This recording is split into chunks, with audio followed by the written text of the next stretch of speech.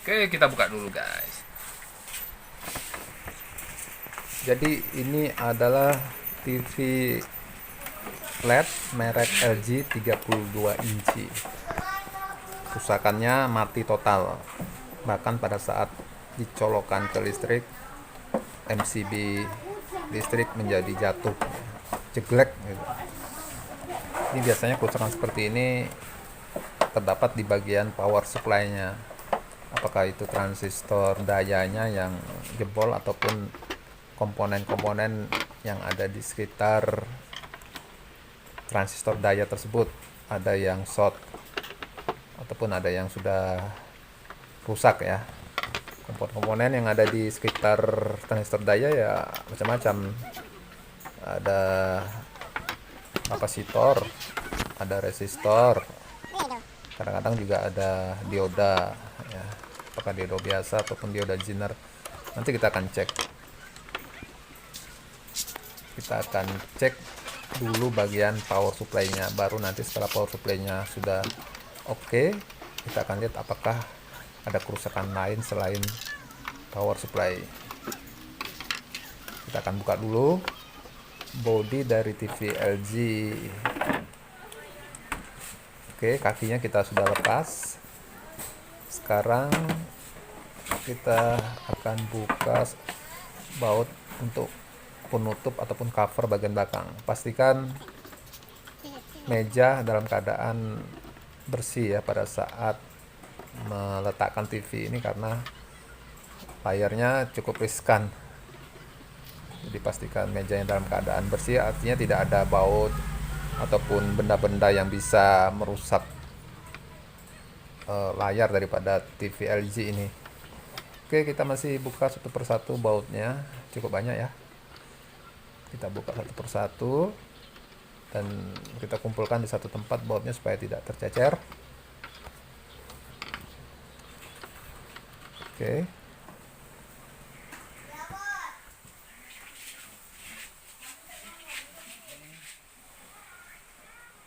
Diperkirakan mengalami kerusakan di bagian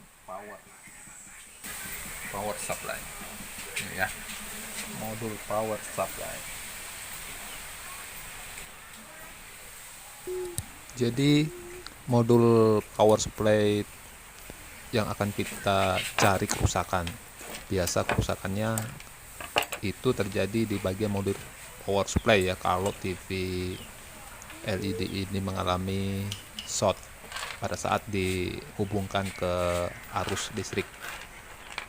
Ini kan pada saat dihubungkan ke arus listrik, MCB PLN menjadi jatuh, berarti ada short di power supply-nya TV LED ini.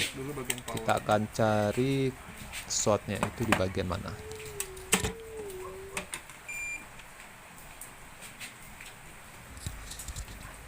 Kita gunakan multitester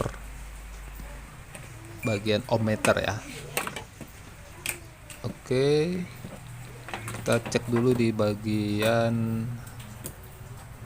mulai dari jala-jala listrik ini masuk ya, mulai dari input listriknya sampai ke diodanya, nanti sampai ke bagian transistor daya power supply-nya ini.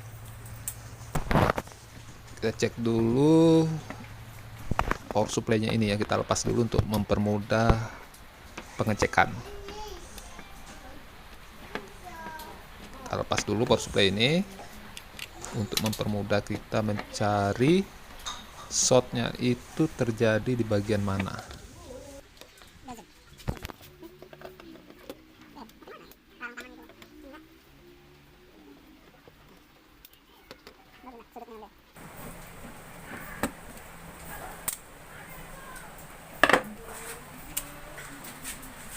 Ini namanya blok power supply. TV ini pada saat dicolok ke listriknya diglek.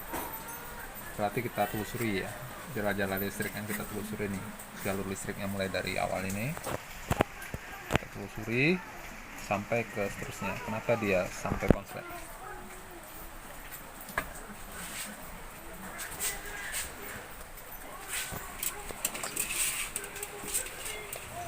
Oke, kita akan telusuri dulu ini kerusakan di bagian power supply-nya ini di bagian mana. Kita mulai dari input awal listrik ini masuk.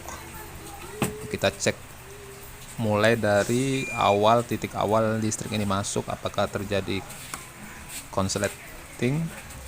Ini masih di aliran arus AC, arus AC 220 volt, mulai dari jalur input, melewati coil, melewati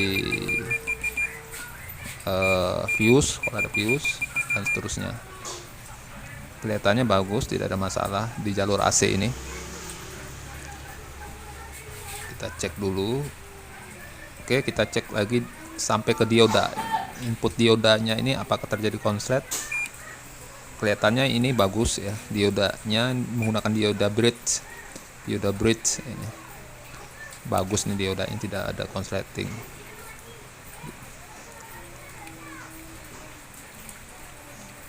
Oke, jalur ini aman, jalur AC aman. Kita cek jalur DC nya. Jadi kemungkinan yang kerusakan itu terjadi di bagian transistor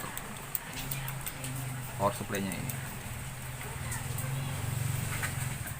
Oke, jadi setelah dicari, kerusakannya ada di kapasitor ini. Kapasitor 330 pf 1 kV atau 331 1 kV. Posisinya di sebelah sini ya. Nah, posisinya dekat transistor ini. Ini transistornya udah saya copot dan saya sudah cek, kelihatannya tidak ada masalah dengan transistor ini, tapi kapasitor ini mengalami kerusakan. Dari fisiknya sudah kelihatan. Posisinya di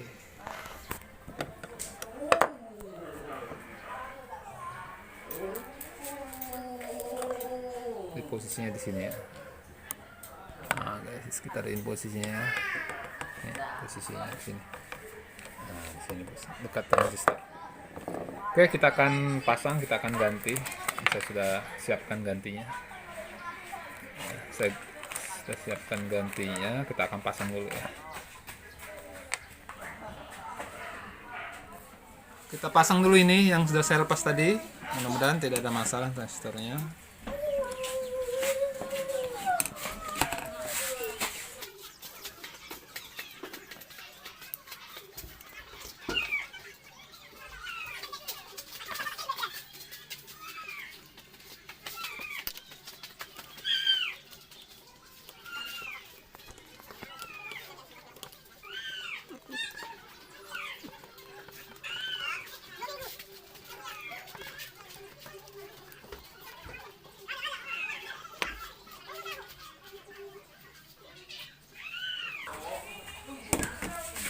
Ini kapasitor yang sudah kita beli senilai 330 pf 2 kV ya. Jadi sengaja saya besarkan menggunakan kapasitor yang 2 kV ya. Aslinya sih dia pakai 1 kV, tapi karena jempol saya tinggikan menjadi 2 kV, tidak apa-apa, malah lebih bagus. Kita cek dulu kapasitor ini, dia kalau short tentu akan terdeteksi di ohmmeter ini ya. Oke, kita pasang dulu ya. Sini posisinya ya.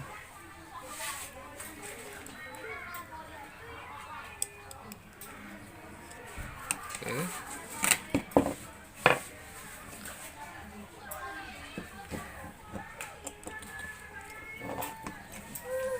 Kita akan lakukan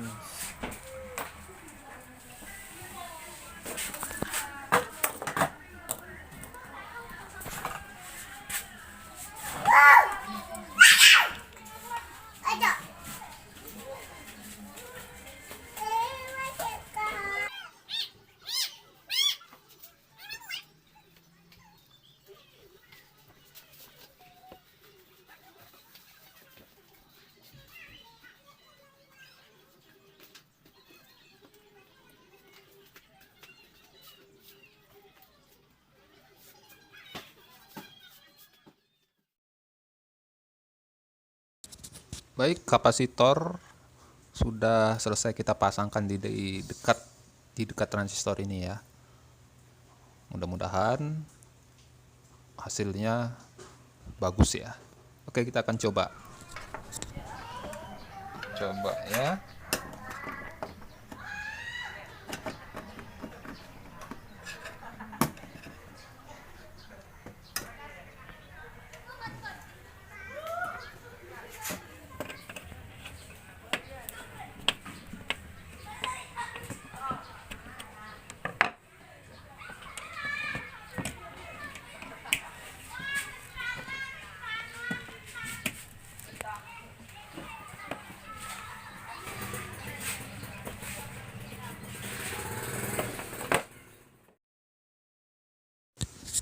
Oke, kita akan colokkan ke listrik.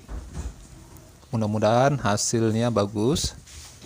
Ya, lampu LED standby-nya udah hidup.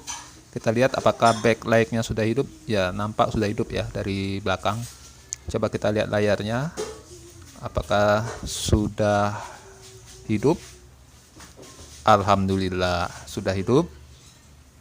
Berarti power supply ini sudah berfungsi dengan baik ya. Insya Allah power supply ini udah bagus.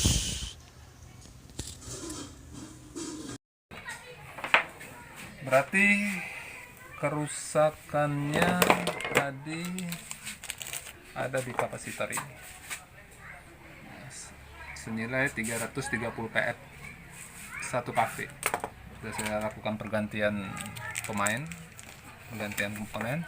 dan alhamdulillah sudah berhasil hidup.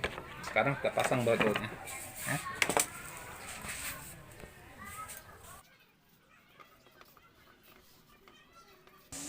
Oke, jadi kesimpulannya kerusakan TV LED ini merek LG ya 32 inci adalah di bagian kapasitor yang ada di dekat transistor power supply.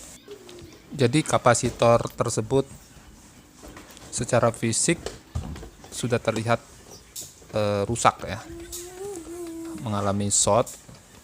Fisiknya juga tadi terlihat agak gosong, ada hitam-hitamnya, dan juga ada bolong, sudah terlihat sedikit bolong.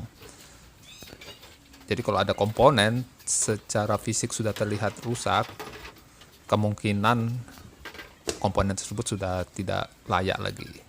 Segera kita cek. Di sini tadi untuk transistor tidak ada masalah. Pada saat transistor dilepas, saya coba colokkan ke listrik, dia tetap short, tetap listrik jatuh. Berarti ada komponen lain yang menyebabkan terjadi koting di bagian power supply ini, dan ternyata itu adalah kapasitornya. Baik, sekarang kita pasang tutup ataupun cover belakangnya supaya nanti bisa kita coba lagi. Kita pasang baut-bautnya, jangan ada yang tertinggal.